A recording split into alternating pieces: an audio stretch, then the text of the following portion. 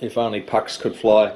So I've got my EM6910 again. I've just dropped a shot and it's tamped, it's pretty firm, and I'm just going to pop it in and show you what happens when I basically slide this in and lock it off, and I still get leaking even though I've just replaced the seal. So in she goes,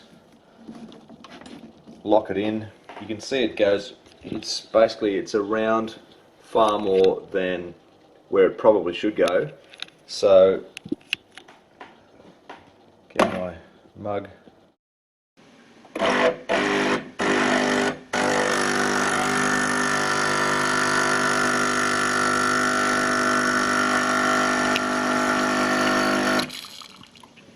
Leaking like a sieve.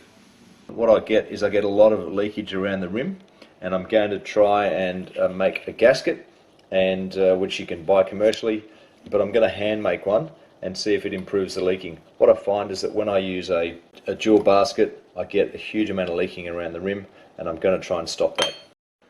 Back to the scene of the crime. So this is what they look like when they're not clean. They're absolutely disgusting, and this is since the last video. Basically all of this muck has to come out. I'm going to take the filter out and the seal out, and I'm going to make a gasket and see if I can fix the leak.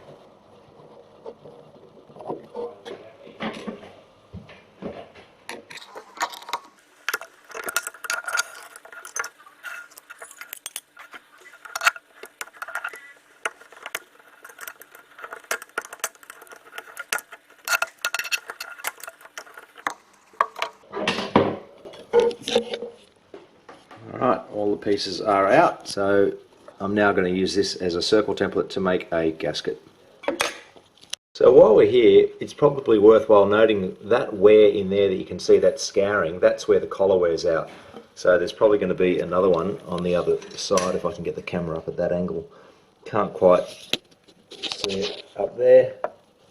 Don't know, kind of treading blind here, but that's definitely the kind of wear that the collar suffers from, and that's why if you're ever replacing the group head, the collar, that is the meat of the sandwich that will be replaced in the new collar. So what do you need? I'm going to use a candle, and I'm going to use some of the wax for that, and I'm going to use my calipers and measure accurately the outside without squashing it. So 72.9, and inside, so basically let's say 60 mil and 71 mil. So they're the target dimensions for our new gasket. So we need two circles of 30 mil, which is half of 60, and 35.5, half of 71. Bit of a faint pencil line, but you get the idea. And I'll cut that out. I'm going to soak it in wax. So I don't think this needs to be super accurate, but it does need to be concentric. Alright, there are our circles. Perfect. Cut those out, soak them in wax, and that'll be my gasket.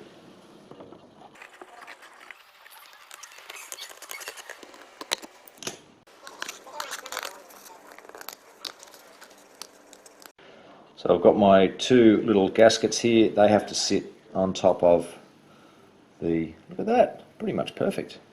They have to sit on top of there, and I'm going to just zero that, calculate what the thickness is.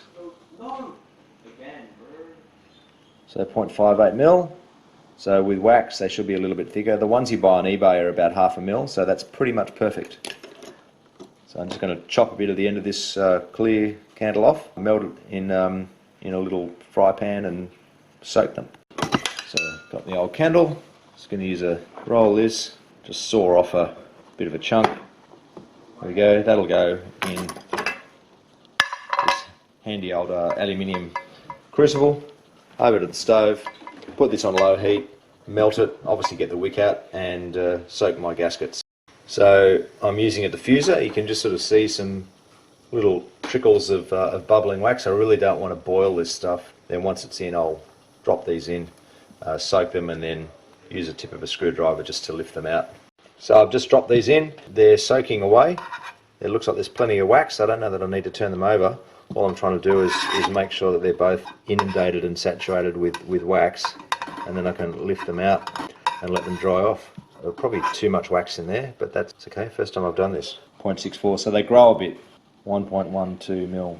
So look, I'm going to try one and see how it goes. But they do sell these in packs of 4, so that's 4 times 0.5 is 2 mil. So maybe I should go with both of them squeezed together like that and see what the results are. So I'm just going to pop both of those in. I've got the whole thing turned upside down just to make it easier to work on. Then goes the seal and the seal and the 2 filters. Alright, this is all happening upside down, but you get the picture. So, or the video. So in that goes, just like that. This is actually so much easier to do when it's upside down. Screw it up, but don't over tighten it.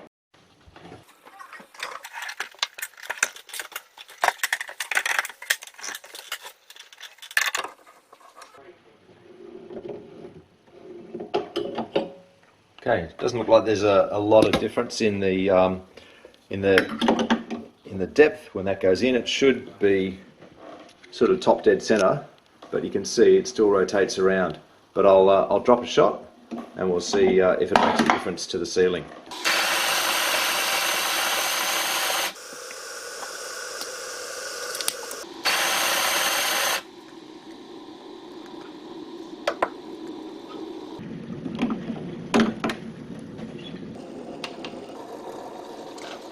Alright, ready to go. Just wait for it to heat up.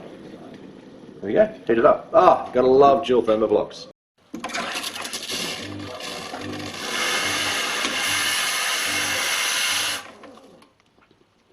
Now I normally do this at the same time, as in froth the milk, but I'm going to do it separately because I really want to see if this is going to leak.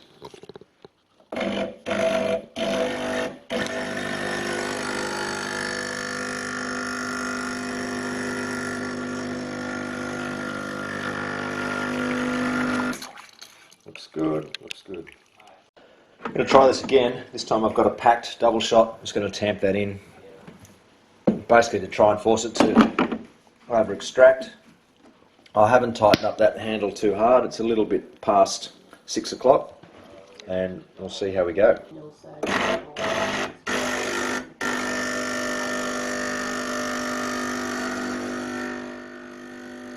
So that works pretty well, and that was not particularly tightly clamped, so I'm pretty happy with that. I think that's a winner.